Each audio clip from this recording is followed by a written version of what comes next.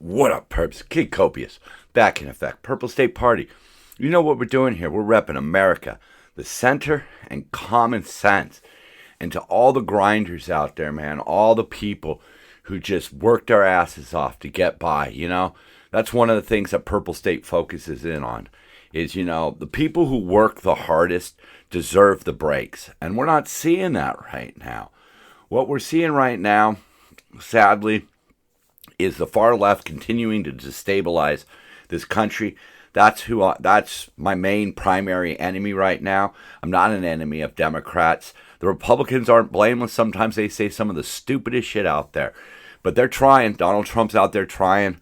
It's painful. We're going to look at some of that pain and, keep loving your heart, man. It's one thing to love, one another as neighbors. It's another to, bend these rules in this convoluted way to try to express love for something. We're going to look at more of what the heck I was just talking about right there. So let's get going. I want to give a big shout out. My last video did very well, and it's really encouraging. I'm not trying for fame and fortune here. I'm not trying to take down one political party or the other. I'm trying to take them both down. I think both have great ideas, and they both have awful ideas. And when you look at the extremes, boy, that awfulness really gets magnified. And I'm certainly trying to stomp that out. I don't want any confusion here.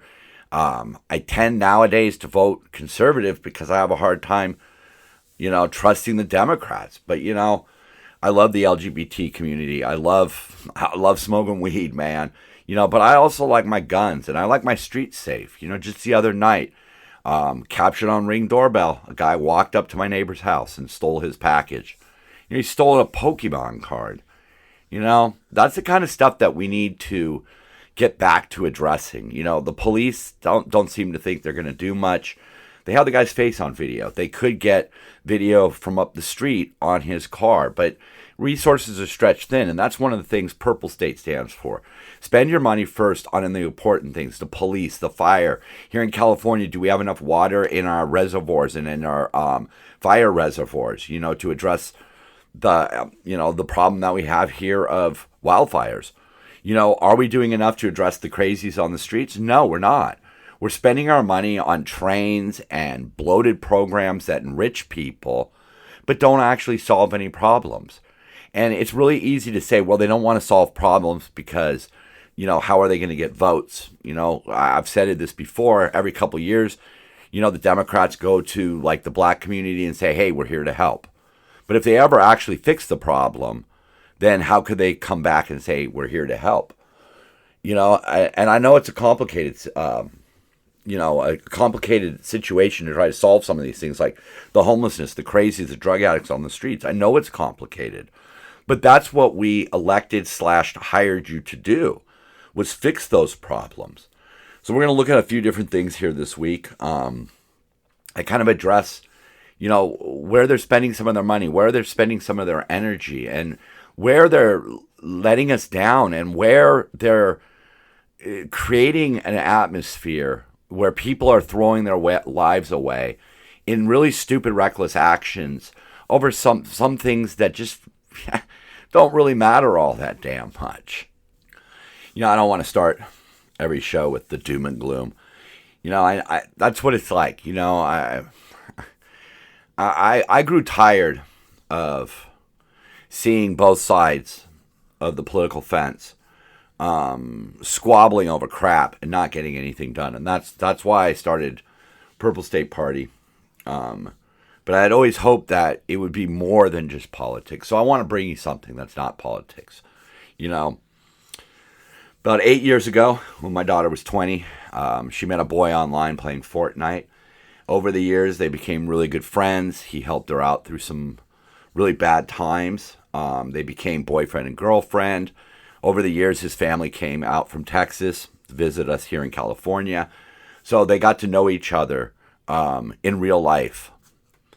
And on one of his last visits out here, he had bought a shell from the video game Stardew Valley, and he proposed to my daughter. He first sent me a text, which was kind of cool because like I said in the text, how 1950s of you to ask for my permission, but how 2020 of you to do it through text. Well, they've decided that they're going to get married, and we're going to hold the wedding here at the house. My wife is actually going to officiate, and we're going to do it on Halloween. So instead of throwing rice or birdseed, we're going to throw candy corn. That's who I am. It was my idea to do it on Halloween. I'm not some staunch, stuck-up conservative person. I'm just a dude in the middle who's been on both sides of the fence. I was a radical lefty at one point. You would call me a radical lefty at one point for what I did, some of the stuff I pulled when I was younger. But, we were standing up to things like, the aggression from Russia, nuclear arms, and especially apartheid in South Africa. Those were things worth making some sacrifices for. But what we're seeing nowadays, it's just, I don't think it's worth it anymore. I think what's happened is the far left element of the Democratic Party has really, in an attempt to capture the youth vote, they've radicalized these people. They've made these people think that their actions are excusable. And one of the ways they did that was through the saying, words are violence. I'm a firm believer that violence needs to be met with violence. But if words are violence, that goes too far. We saw it with Charlie Kirk, and we've seen it with some other instances. Both sides have their fair share of blame in this. But when you look at the totality of it, when you look at the things beyond just assassinations or shootings or killings, when you look at things that are going on that are much smaller than that, it tends to be coming from the left. And we're gonna get into that. But first, I want to cover something that has been bugging me since 2018. The headline reads, the Trump Justice Department sued the state of California on Wednesday for a regulation it says raises the price of eggs, poultry, and pork. We had this thing called Prop 12, and it was going to raise the minimal legal requirements for raising chickens, pigs, and calves among vendors who wish to sell their goods in one of the largest states. I voted against this because I have a bit of a farming background.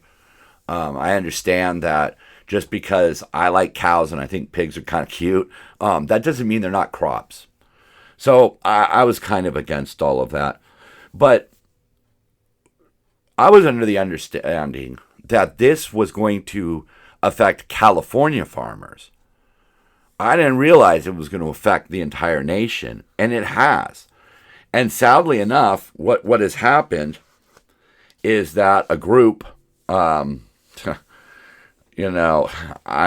Mercy for Animals, they launched Prop 12 as a vegan anti-meat organization that is, their own stated goal is to bring industrial civilization to its knees. I don't really understand how rich hippies think that they're going to survive without somebody producing pork for them or even producing crops. I'll tell you right now, I'm a study of history. I do a lot of gardening. I would not want to have to provide for my family. I would be capable. I have the knowledge to do it, but I wouldn't want to do that. That's so risky.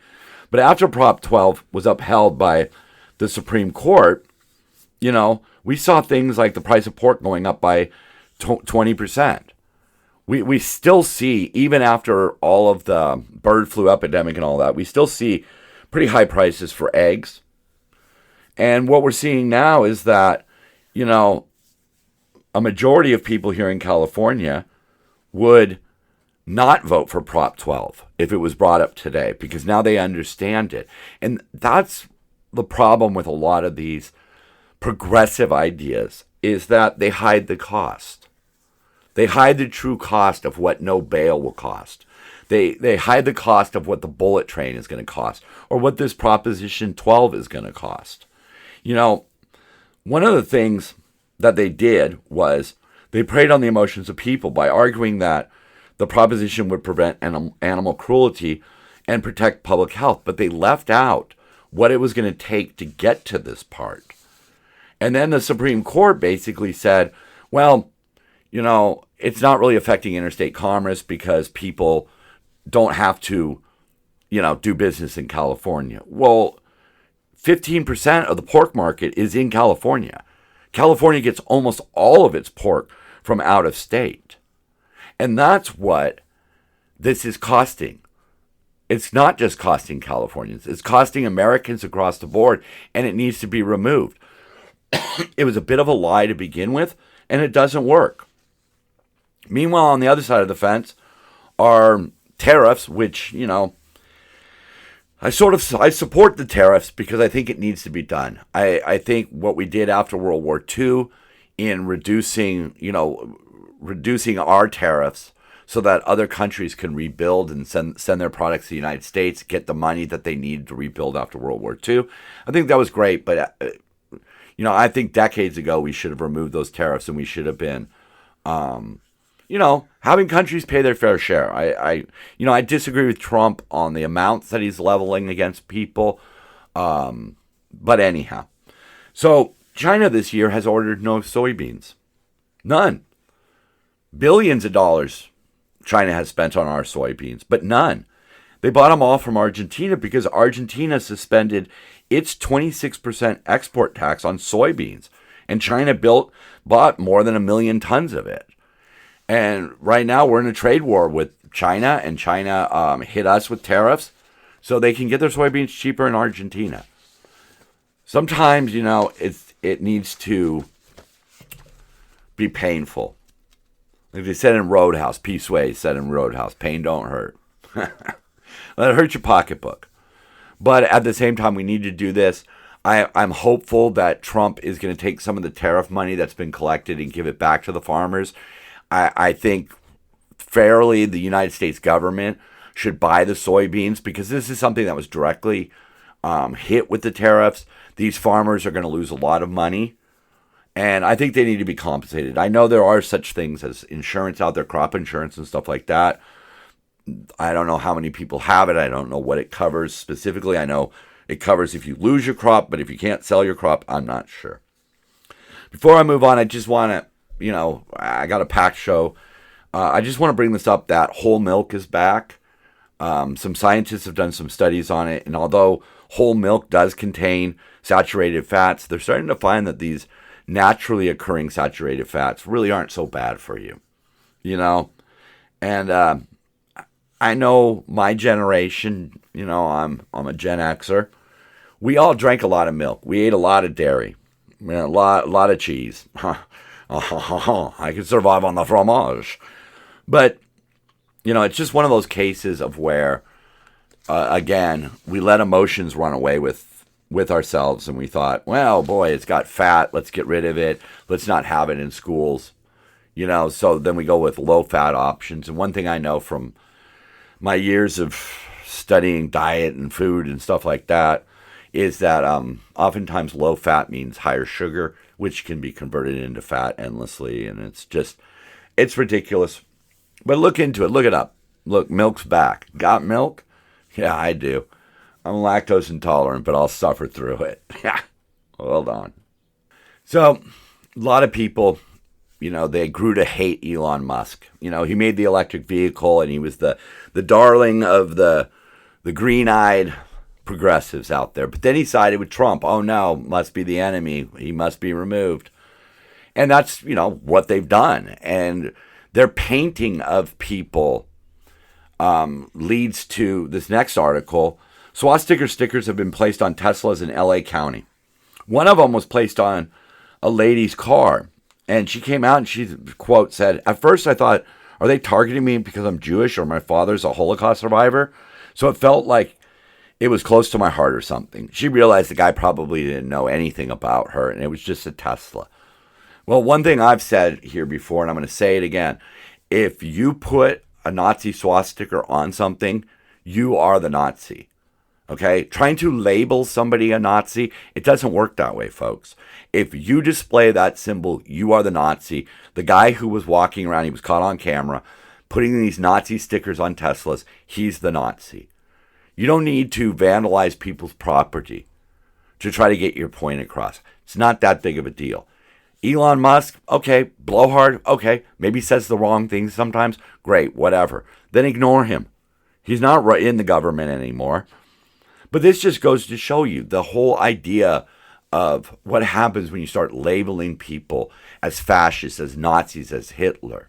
And that's coming from the left. I don't really see where the Republican Party is labeling people in such a way that it permits violence or harassment.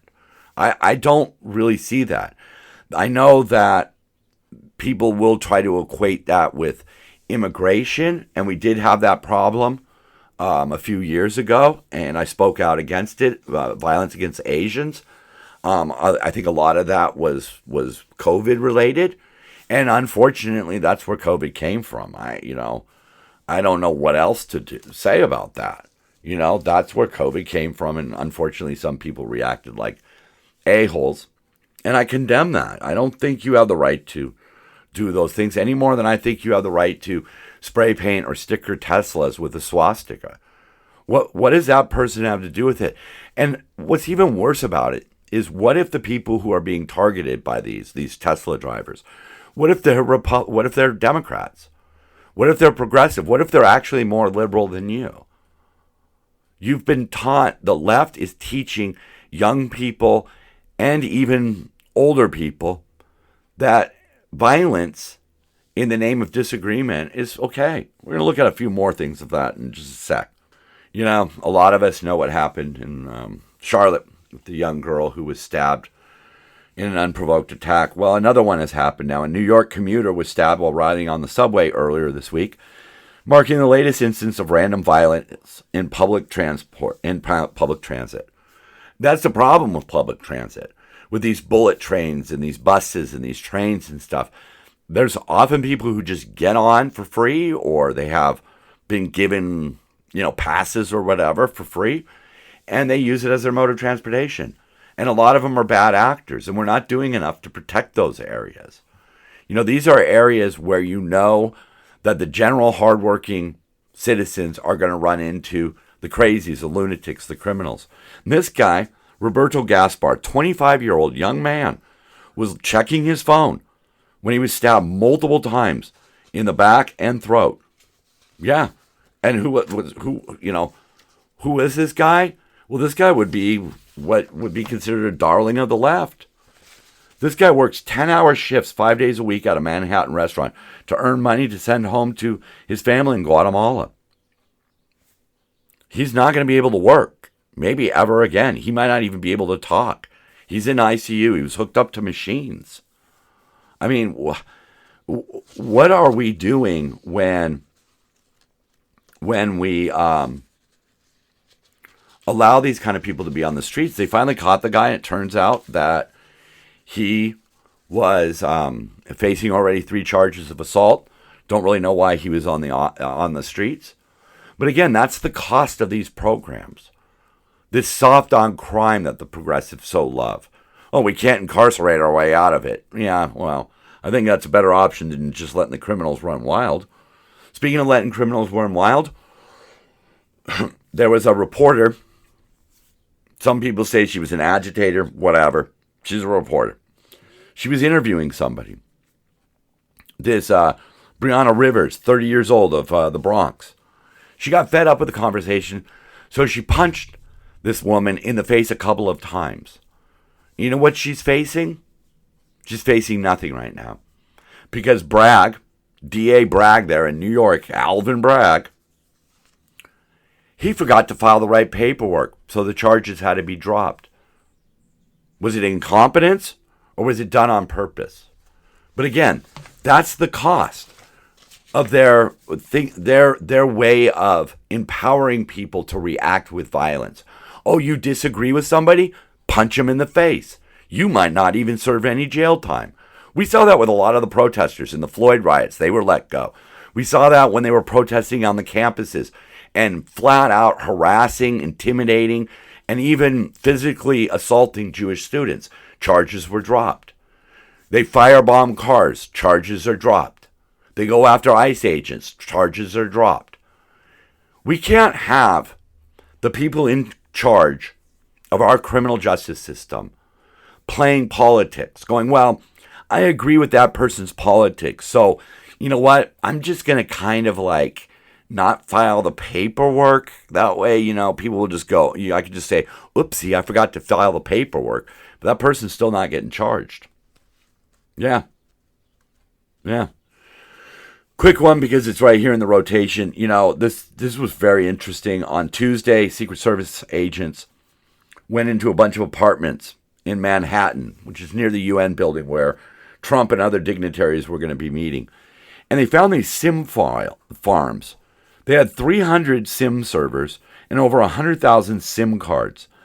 The capacity was about 30 million texts per minute. They could text message the entire country of the United States of America in 12 minutes. Our enemies, and we know they're our enemies because we've traced some of these SIM cards back to foreign agents that are talking to criminal organizations. We're not naming names yet because we don't know the specifics, but it looks like maybe the Chinese government was using these SIM farms to communicate with Mexican cartels. We know that those two are in business together. We do know that. We've seen that, especially with precursor chemicals. We've seen that. And along with the vast SIM farms, they also found illegal firearms and a bunch of cocaine and other phones. Our enemies are amongst us right now. Our enemies have recruited the far left in their war against America. Back in World War II, Germany tried to recruit the Mexican government, both in World War I and World War II, actually. Our enemies are here. And while we're focused on the dipshittery that we focus on here, like Jimmy Kimmel, who the hell cares about that? We have agents here that are working to disrupt America.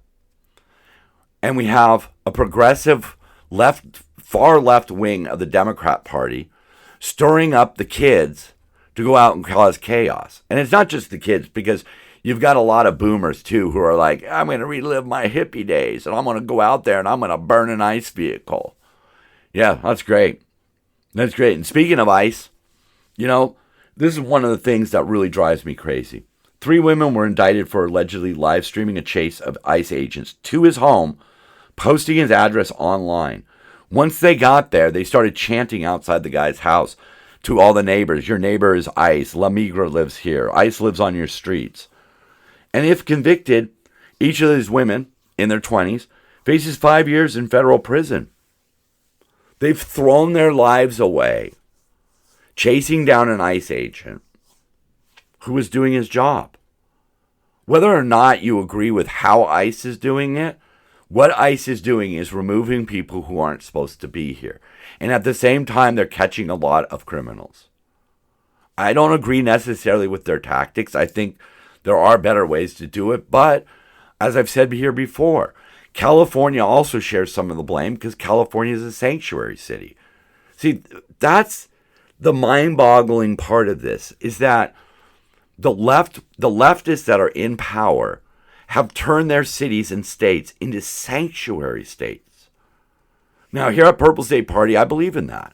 I believe that just your average illegal immigrant, your unvetted immigrant, right? If they're just minding their own business and they witness a crime or they're a victim of a crime, I don't think ICE needs to be told about these people. In fact, I would take it as far as if you help the government, we're going to put you on a fast track to citizenship. We're going to get you some papers. We're going to get you up and running. Okay, I believe in that. But if you're a criminal, no. No. And I know, yes, technically anybody who enters the country illegally is a criminal. Well, that's just the law, right? But if we're going to not enforce laws when it comes to people punching people in the face, well, that's one law we can skip. Just being here illegally, as long as you do the right things, act the right way, you should be able to stay. But these 3 women have thrown their lives away. 5 years. 5 years, and their names, which I'm not naming, their names are out there. Everybody knows who these 3 girls are. They've thrown their lives away. Here's another one. We heard about the gunman that opened fire in Dallas. Started shooting up an ICE building. Ended up killing a couple of detainees. Illegal immigrants. But they're dead. The gunman, dead. Threw his life away because he has been worked up to the point of taking up arms against ICE? Huh. Yeah. The left ferments that kind of hatred in their disciples. And that's why, I would love to have this third party, this purple state party, a true third party, not an extreme version of Democrats or Republicans, the Tea Party, the Green Party, the Democrat Socialists. Those are all additional parties, but they're not bringing anything to the table. In Chicago, again, they clash with ICE. You have people throwing bricks, setting fires, slashing tires. These are kids who are throwing their lives away to stop federal agents from doing their job. That's not a cause worth throwing your life away. It's not. Most causes aren't worth throwing your life away. But the fact that you're disrupting a legal proceeding is just kind of stupid. But the left has indoctrinated them to that fact. So with all of its problems, California has decided that it's going to solve one of the biggest problems. That's right, they're solving the problem of streaming channels playing commercials that are too loud. Because literally, somebody's staffer had a baby, and the baby got awoken by a loud commercial while they were watching some streaming service. Now, see, back in 2010, Barack Obama signed this thing called the CALM Act. Okay, the Commercial Advertisement Loudness Mitigation. Well, that's working really hard just to get your acronym to work properly. Oh, it's so stupid. But basically, TV broadcasters, cable, things like that, can't make commercials louder. You could set your TV to take care of that, but, California's going to pass a law now to go after streaming services so that they can't do it, which is kind of difficult for the streaming services because, when you load up something on Netflix, you load up a video file and commercials are just integrated into that as it goes along. So it's kind of hard to actually set those parameters. It's not going to be as easy as people think it is. And, most people who I've talked to say, well, that's a good thing. We don't need our commercials getting loud. Okay, I get it. I watch a few shows from on BritBox from the BBC. They have really loud intros. And the rest of the show is kind of calm, kind of, low-key volume. My problem with it is not what it does. I mean, fine, great, okay. No more loud ads. Wonderful. But what else do we need solved here in California? It's a mess.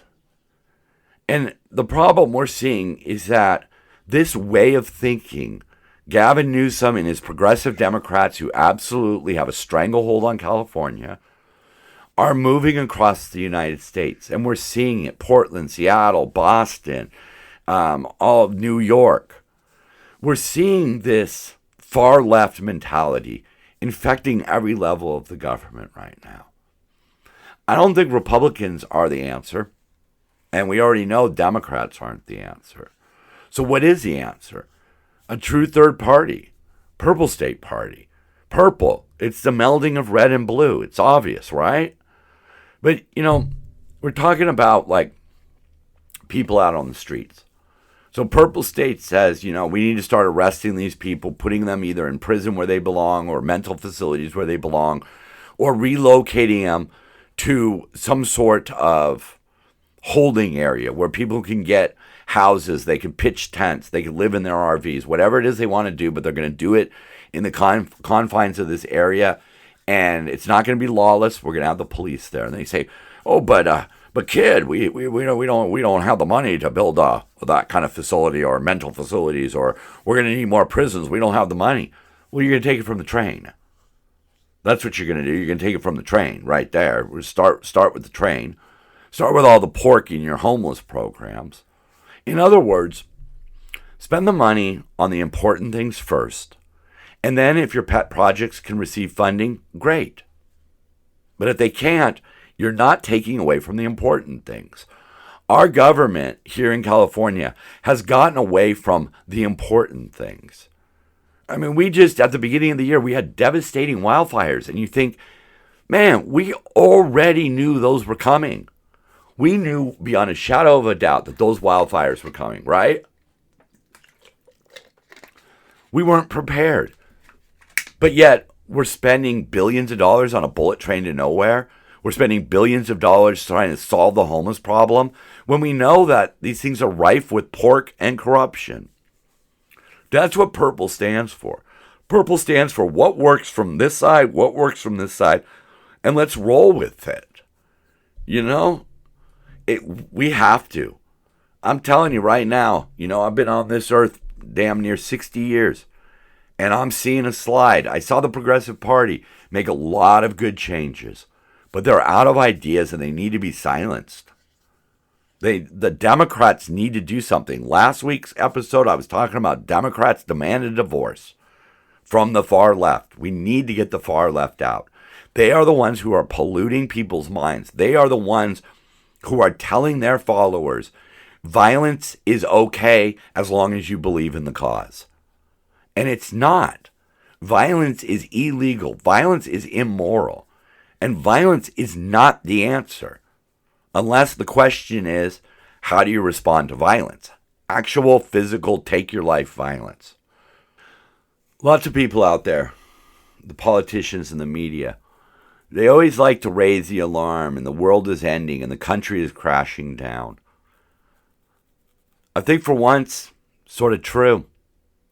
We're at a crossroads right now with where we are in politics.